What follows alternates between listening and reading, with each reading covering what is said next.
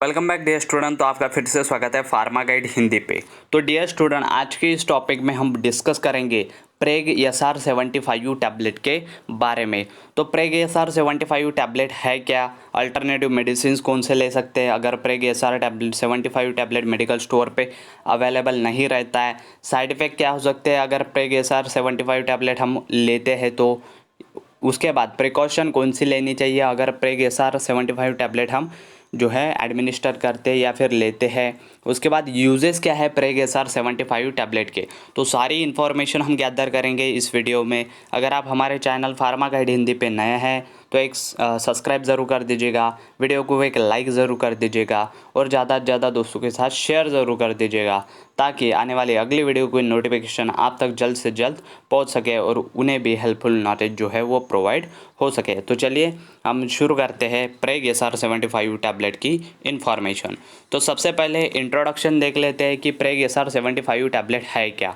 तो प्रेग SR75 tablet में active ingredient प्रेगाबेलिन यह 75 mg में रहता है। तो प्रेगाबेलिन जो है वह 75 जो है mg में इसमें एक्टिव इंग्रेडिएंट रहता है। मैन्युफैक्चरर कौन है प्रेग SR75 का, तो प्रेग SR75 का इप्का लेबोरेटरीज लिमिटेड जो है वह मैन्युफैक्चर है।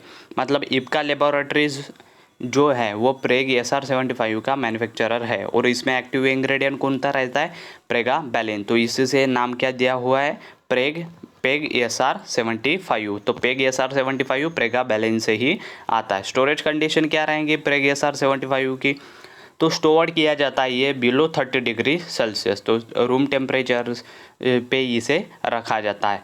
इस तरीके से इसका जो है स्टोरेज कंडीशन है।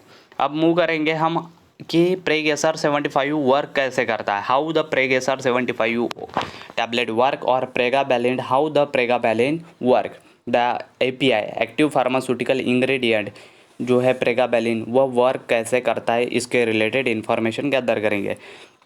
तो प्रेग SR75 tablet is an anti epileptic medication. जो एंटी इपिलेप्टिक मेडिकेशन है, इपिलेप्सिस के लिए जो है उसके ट्रीटमेंट के लिए यूज़ की जाती है प्रेग SR75 tablet. When the given for epilepsy it is believed to work by reducing the abnormal electrical activity in the brain thus preventing seizure. तो देखिए प्रेग SR75 टैबलेट जो है वो एंटी इपिलेप्टिक मेडिकेशन है जो कि इपिलेप्सी के पेशेंट को दी जाती है, believe to work by reducing abnormal electrical activity. जो भी एबनॉर्मल इलेक्ट्रिकल एक्टिविटी होती है इपिलेप्सिस में, उसमें जो है उसे कम करने के लिए, जो ब्रेन में एबनॉर्मल इलेक्ट्रिकल एक्टिविटी होती है इपिलेप्सी के टाइम पे, उसे कम करने के लिए और सीजर को प्रिवेंट करने के लिए जो है वो जो मेडिकेशन प्रोवाइड की जाती है, जो ड्रग प्रोवाइड किया जाता है, वह प्रेग SR75 टैबलेट रहती है, प्रेगाबेलिन रहता है। It is used to treat the nerve and muscle pain where it blocks the pain by interfering with the pain signal traveling through a damaged nerves and the brain।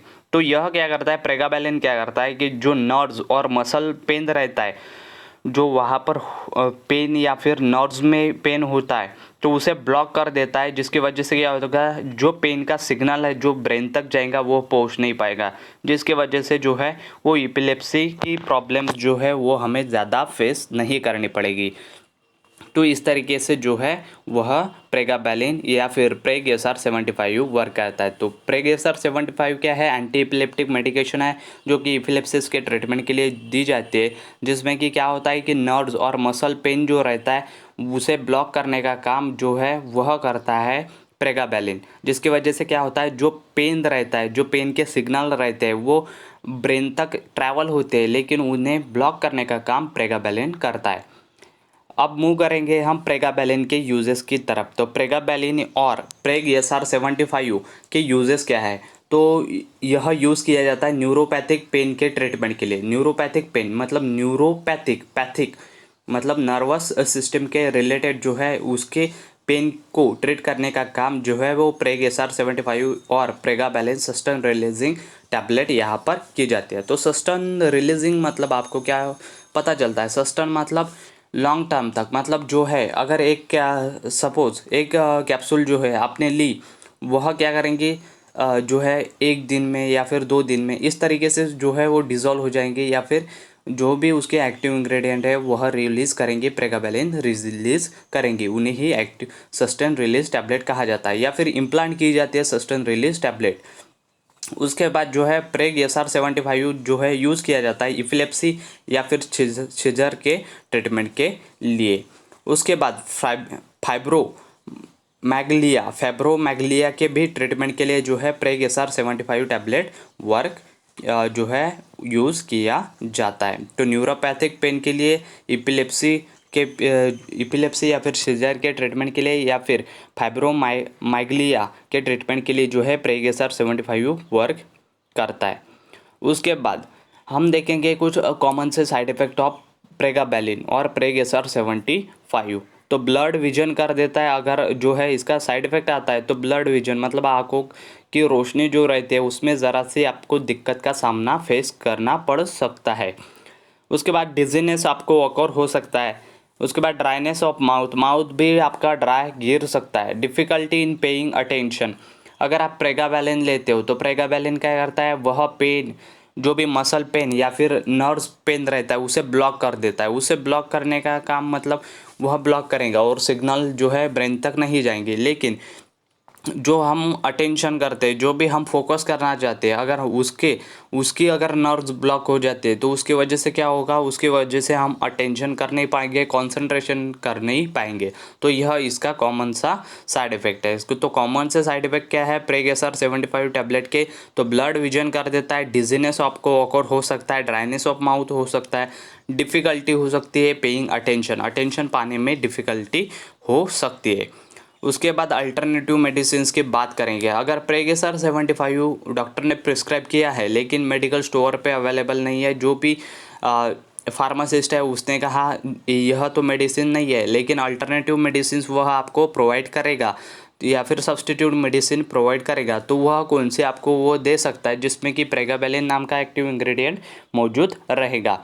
तो प्रेगा nerves 75 tablet SR आपको वह provide कर सकता है। तो प्रेगा nerves आपको पता चला होगा, प्रेगा मतलब प्रेगाबैलिन और नर्व्स मतलब नर्वस सिस्टम जो कि उसके ट्रीटमेंट के लिए यूज़ किया जाता है। तो इस तरीके से यहाँ पर नोमेनक्लेचर किया गया है। तो प्रेगा नर्व्स 75 टैबलेट SR आपको वो प्रोवाइड कर सकता है। क्यूप्रेगा 75 टैबलेट SR वह आपको प्रोवाइड कर सकता है।